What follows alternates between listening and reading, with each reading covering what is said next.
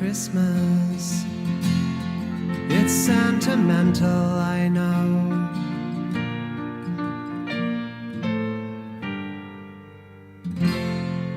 Doesn't matter what time of the year it is for me, I can listen to that and it'll bring a tear to my eye. That's White Wine in the Sun, Tim Minchin. And isn't that like the true message of Christmas? It doesn't matter what you get as a present, all you want really is to be around your family. Yeah, whatever, Tim. Ho, ho, ho, ho, ho. Merry Christmas. Is hoping all your dreams come true in everything you do. So have a Merry Christmas. What's the buzz? Tell me what's happening. What's the buzz? Tell me what's happening. What's the buzz? Tell me what's happening. What's the buzz? Tell me what's happening. I'm going downtown tonight. What's going on?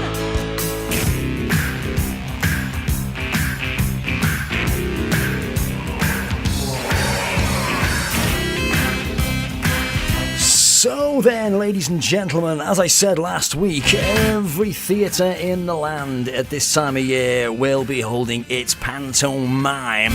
And the Stiwt Theatre, well, it's their turn tonight, and they kick off with the Jack and the Beanstalk. Now, this is going to be running up until the 31st of December, so you haven't got too long to go and see it. And it looks like it's going to be a corker. It looks like it's going to be a cracker. It's got a belching cast this year. And the star of the show is Jordan Davis. He is the star of Ibiza Weekender and the Magaluf Weekender as well. And Celebrity Big Brother he was in as well, wasn't he?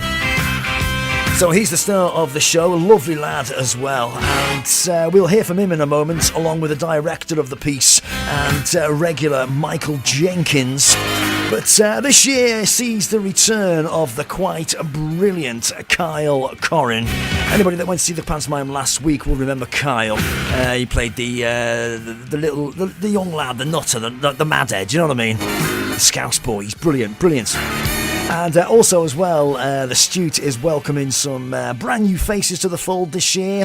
That's Megan Jobling, who's going to be playing Jill, and Bella Bowen, and the Dame in the shape of the hilarious Paul Atwell Bryce. And yes, so let's have a look-see, shall we? And we'll hear from Paul first, I think. Here they are, the cast of this year's Jack and the Beanstalk, playing up at the Stiwt Theatre at this present time. Opens tonight. Here they are, live on Calon FM Stage and Screen Show. So you're the Dame? I'm playing the Dame here, yes. Right. Is this something you've done before? I have previously played the Dame. I've never been to Wrexham, so I'm looking forward to that. Yeah. I'm looking forward to seeing what the Welsh people are like, being a typical Yorkshire bloke I am, all the way from Yorkshire.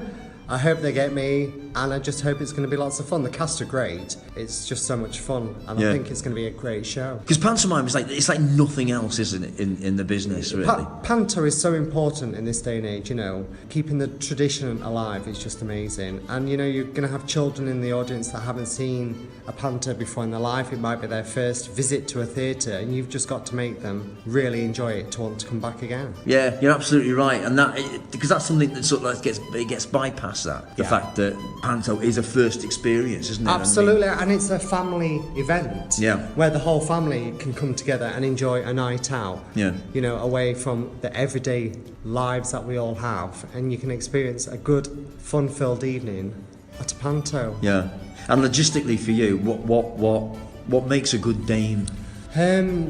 Hopefully lots of laughs, if you get them.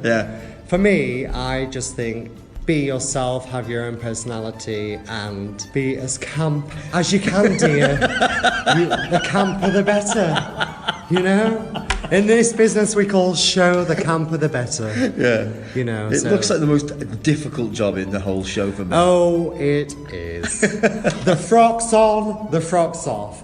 The wig's on, the wig's off. I don't even know which wig I'm putting on, as long as it goes at the moment. But it will all be fine on the night, I can assure you of that.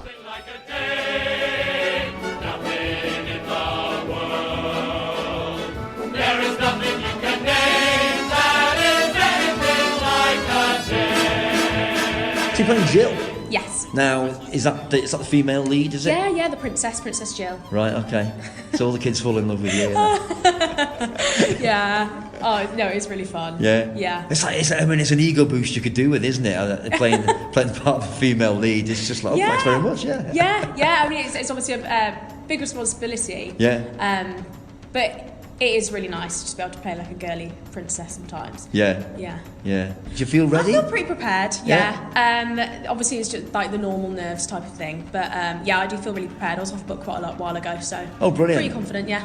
So have you done pantomime before? No, it's actually my first. Oh, is panto. it? Well, I did it when I was younger.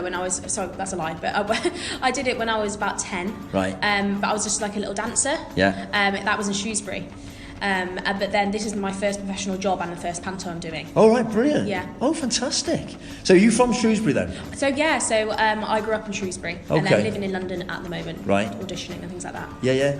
Okay. Did you go to drama school then? Or? Yeah, just graduated this summer. From where did you go? London School of Musical Theatre. Oh, brilliant. Yeah. I lived in London for 12 years. Oh, I really like it. I think it's one of those places where I've sort of grown on it. Yeah. At first, obviously, it's a bit expensive and daunting, but then when you find all its like little places to go, there's always something to do. And then when I came back to Shrewsbury to obviously rehearse for this, I was a bit lost. I was like, there's not as much to do. It's really weird. It's such a different world in the city. I can't order a curry at 3 in the morning. Yeah, exactly. Any cuisine I want as well.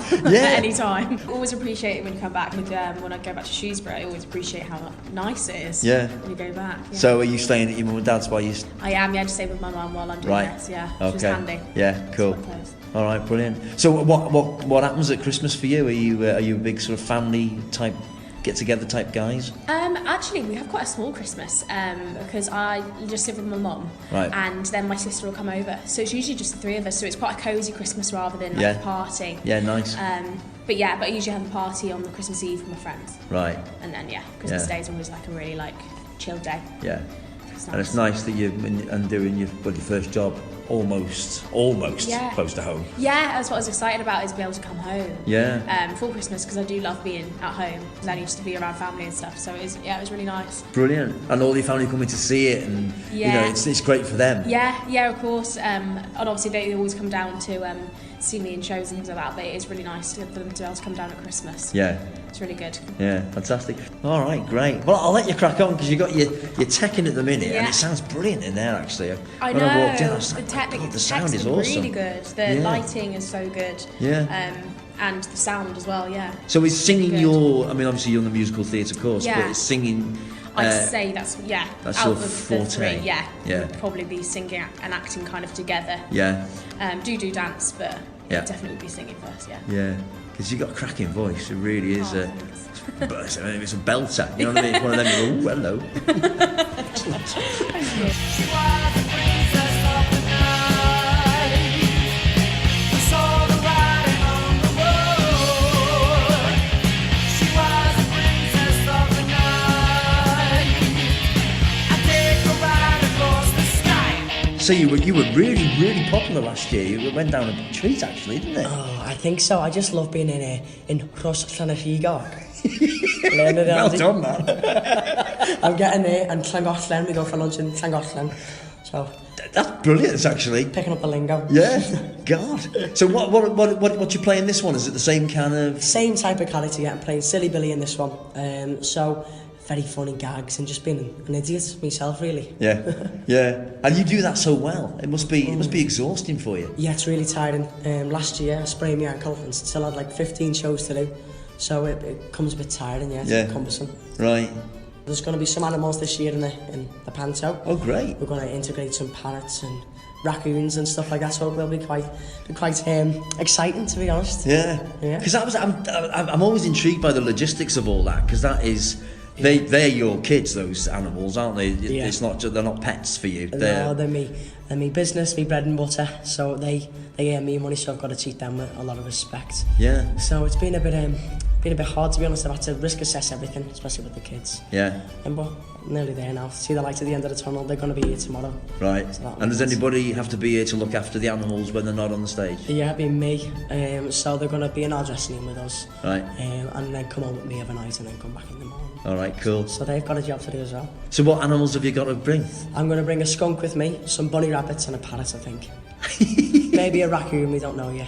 And have you trained them to do things, or are they just nice animals? Yeah, they're all specially trained. So they're used to doing film and TV work, theatre, club work, belly dancing, stuff like that. So they're quite used to stuff. Well, you mentioned there you're singing, and I heard you singing last year on the BBC radio actually, and I was I mean it just blew me away, that did. I just thought that was astonishing. Have you put an album together yet or anything? Oh, not yet. I just a cabaret singer, to be honest with you, Andy. I just gigging just to earn me living. To be honest with you, that's my main income, me singing. So lucky enough, Lee Kelly's given me the good opportunity to give me really good pantos at such a young age, because I've grown up with pro panto and stuff, which is really good. Yeah.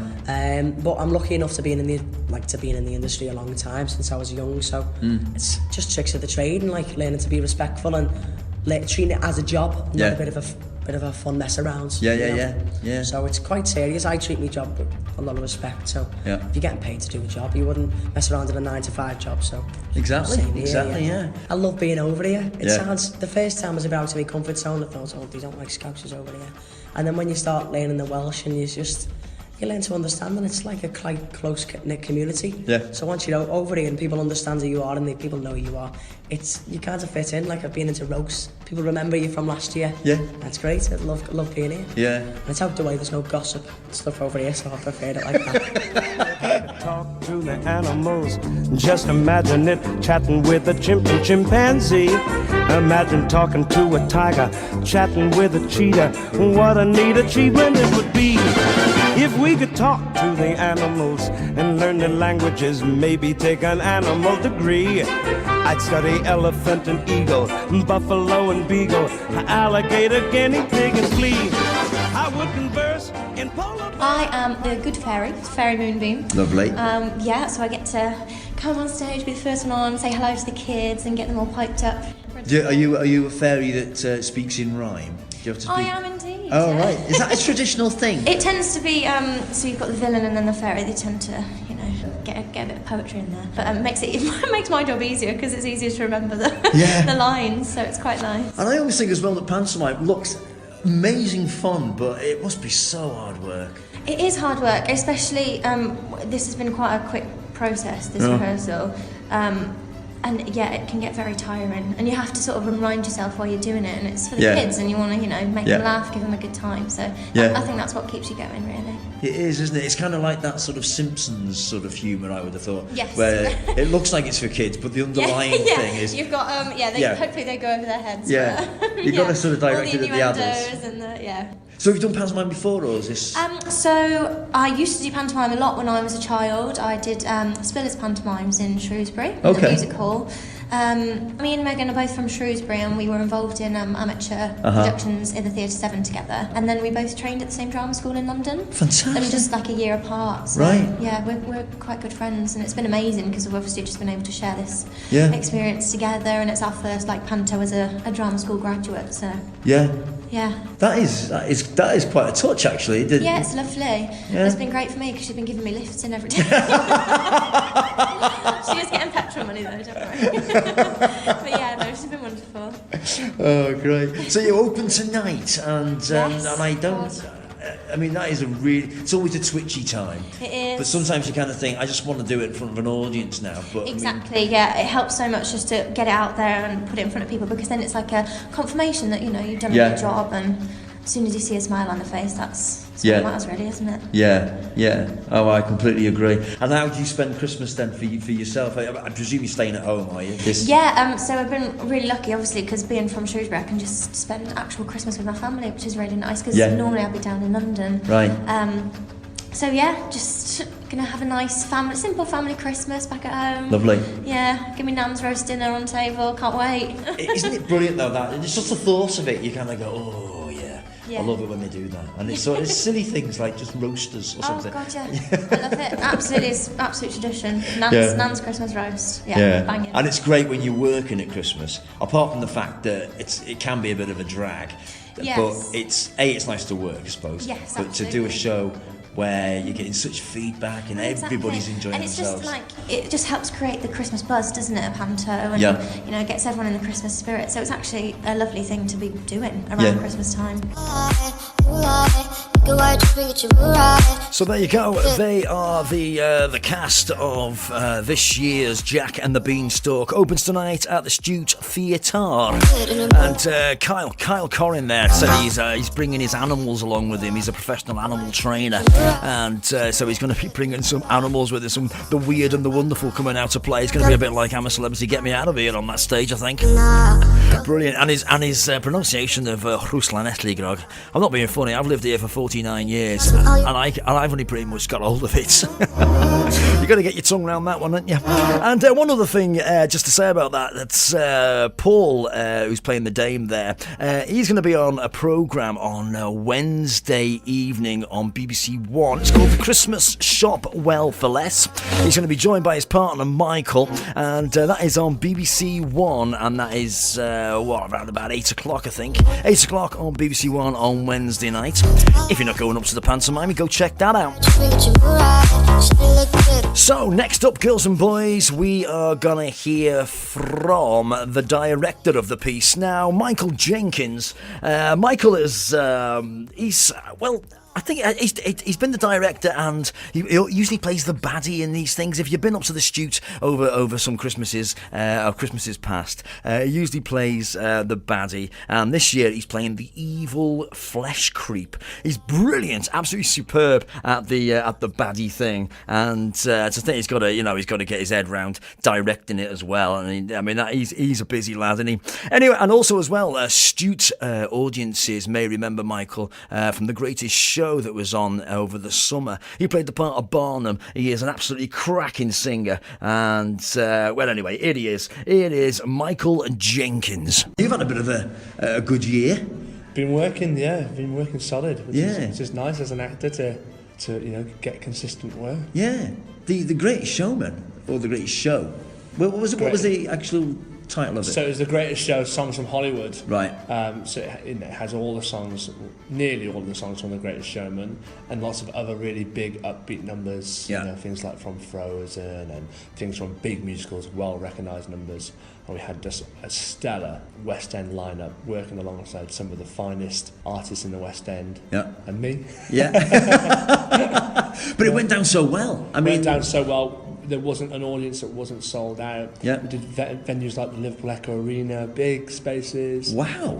The Marlow in Canterbury, down as far as Eastbourne. It was a great summer. It was a great tour because you get to visit some places that you wouldn't normally visit and get paid to stay over there and do your job. Yeah. It was beautiful. But I was in America at the time, and I was looking at it like you do on social media, and I was like, oh man, I would love to go and see this thing. Well, it's coming back out in February. Right. So I'm back on tour. I've got this pantomime now for a month, which is kind of my Christmas job. I always do the pantomime somewhere. Yeah. This will be my 5th year at the Stiwt. So yeah, nice consistent work. Yeah, brilliant. Absolutely fantastic. And it's weird though, because me meeting you seems to come round ever so fast. Oh, I know. Doesn't it? And but for you, this pantomime must come round even quicker because you must be starting work in summertime, I suppose. We start all of the kind of proceedings and the planning in July. Decisions have to be made on scripts and costumes and set. I'm really excited actually because this is the first year at the Stiwt where I think that the tech is really wow. Yes. It's a real spectacle to watch.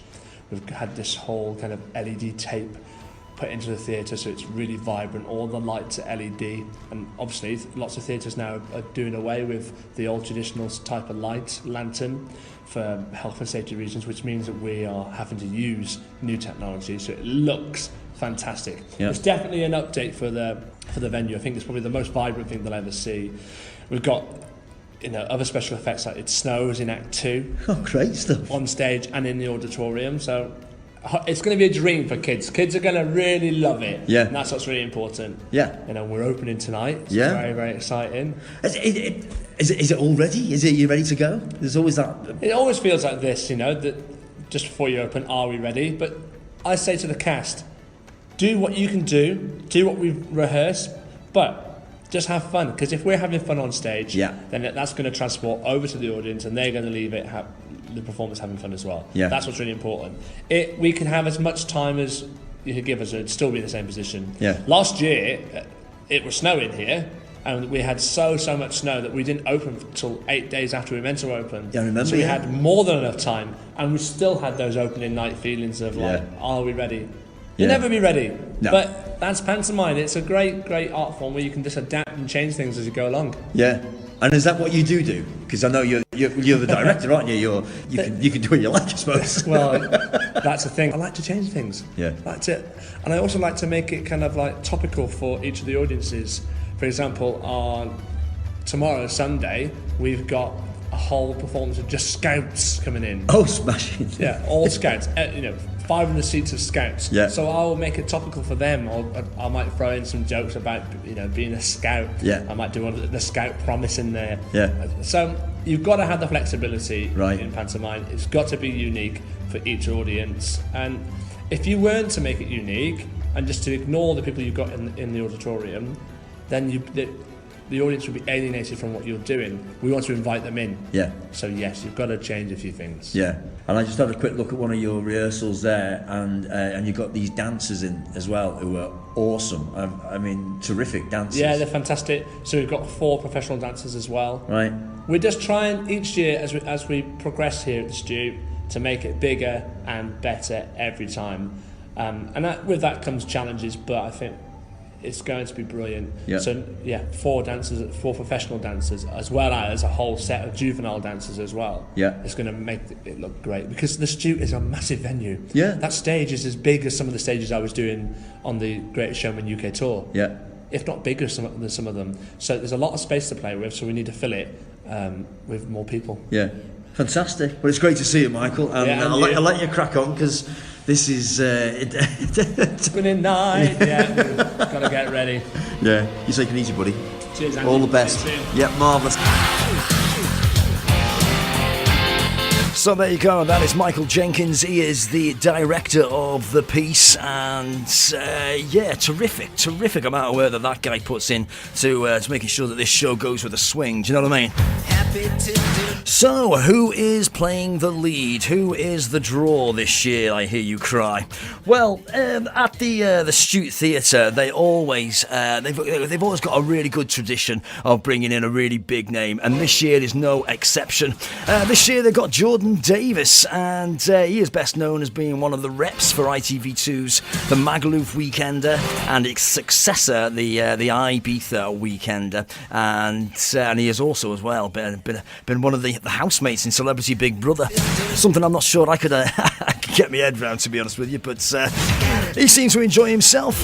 Not a newcomer to pantomime either.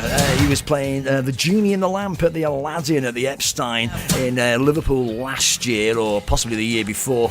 But anyway, I will leave him to explain to you what is going on at the Stiwt this year. And here he is, Mr. Jordan Davis, on the Stage and Screen Show, Calon FM. Yeah, so this is your second pantomime then, is it? Yeah, my second one. So my first one was in Liverpool. I was only the Genie in the Lamp. Yeah. But now I'm obviously the lead as Jack. So there's a lot more lines, a lot more pressure, but I'm actually enjoying it a lot more because there's a lot more for me to do. Yeah. I know it sounds really cocky, but like the story's based around me. So that's why I love it as well. Jack and the Beanstalk. Exactly, yeah. But I read somewhere.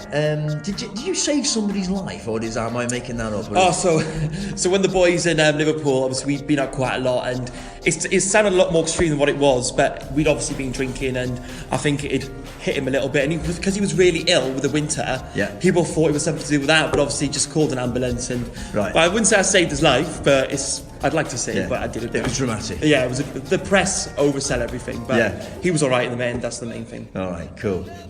And is it something that like you thrive on? Are you all right with it all? Because as you say, you're not a trained actor. You're obviously just a natural at it. Is that the case? Well, yeah, but I think a lot of the crew and cast, they've been shocked themselves. Like, we didn't expect you, because in Liverpool that was a bit of a nightmare. I was out drinking a lot, but this one I focused so much. They're like.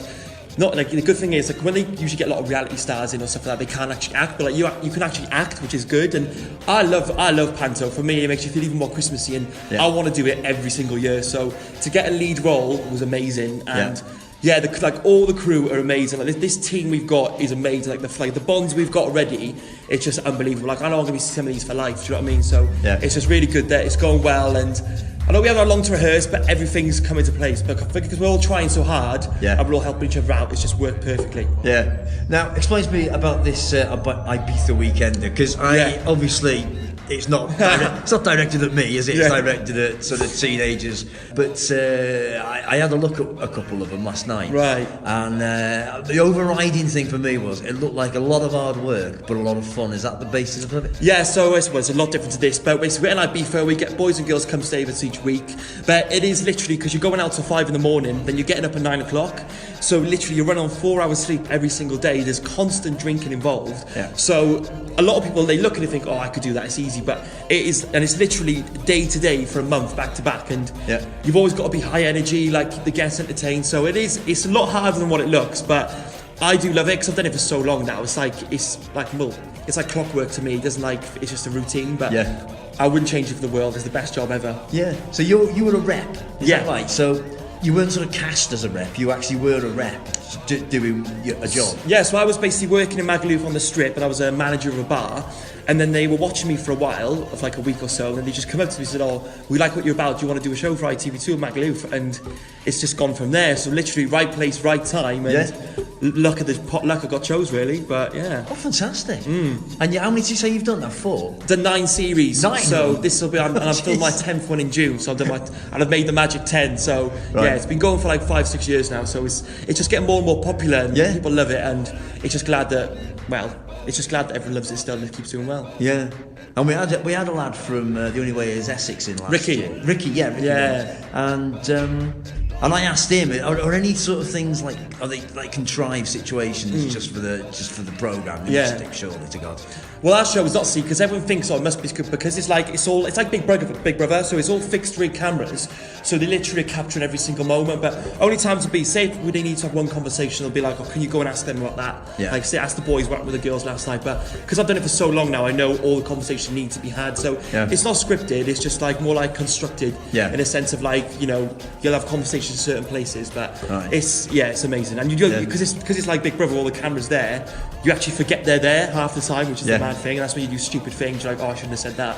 So that's when you make mistakes. That would be my downfall. Yeah. I'd always say something, because it was something in the Ibiza Weekender where you were with a girl and your girlfriend turned up. Oh yeah. And I thought, this can't be real. That was real. I was so shocked because there's nowhere to escape, so I was literally stuck.